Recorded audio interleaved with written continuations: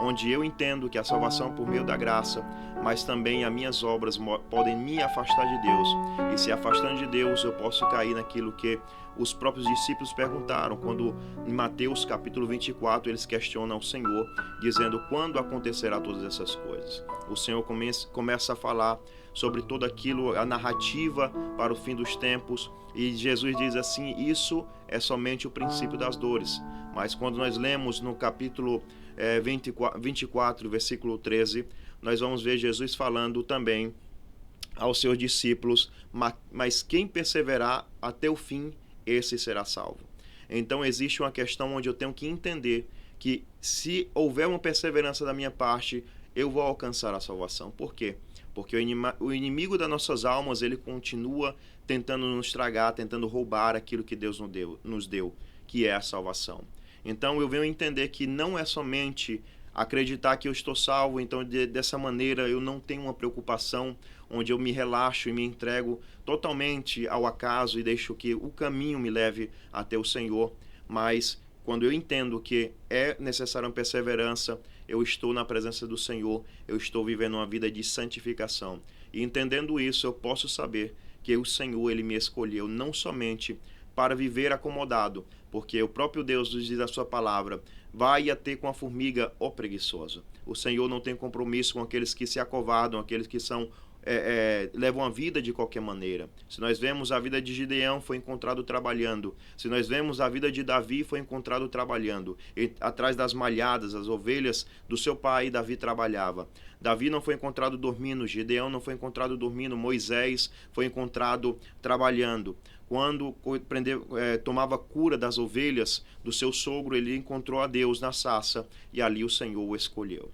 Então o Senhor não tem compromisso com pessoas que acreditam que a salvação é algo que eu devo me acomodar e ficar tranquilo, porque eu já fui salvo e dessa maneira não perderei a salvação.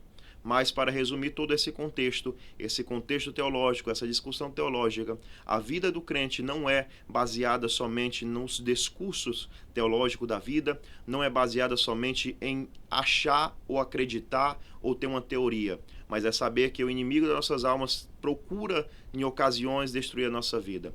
Eu gosto muito do pensamento quando o conceito principal é o nosso último momento. Qual é o último momento, pastor Davi? O momento onde nós podemos analisar a vida de Judas, que viveu o tempo todo com o Senhor, mas no último momento negou a Cristo, negou ao Senhor e traiu ao nosso Senhor Jesus Cristo. Mas perdeu a sua salvação. Mas quando nós olhamos para a cruz, no último momento da vida de um homem que foi bandido, foi um homem homicida, porque a cruz era um lugar para os homens mais perigosos daquela época, os homens mais abomináveis daquela época. Olhando para Jesus, que era do seu lado, disse: Senhor, quando tu entrares no teu reino, lembra-te de mim. Então isso me remete a pensar que não é somente uma vida demonstrando que eu sou crente, demonstrando que eu sou salvo, mas uma vida onde eu acredito que o Senhor, ele nos dá a possibilidade até no último momento. Porque mesmo que você se encontre numa vida de pecado, de destruição, sempre há uma porta aberta. A porta da graça, a qual o Senhor abriu, ela está aberta até hoje, e o Senhor deseja te salvar. Que você possa hoje falar ao Senhor: Senhor, lembra-te de mim no teu reino, lembra-te de mim no teu paraíso. Eu quero entrar nessa cidade celestial. E com certeza o Senhor vai olhar com olhar de misericórdia para ti, como olhou para mim, e vai te dar a possibilidade de ser salvo na sua presença.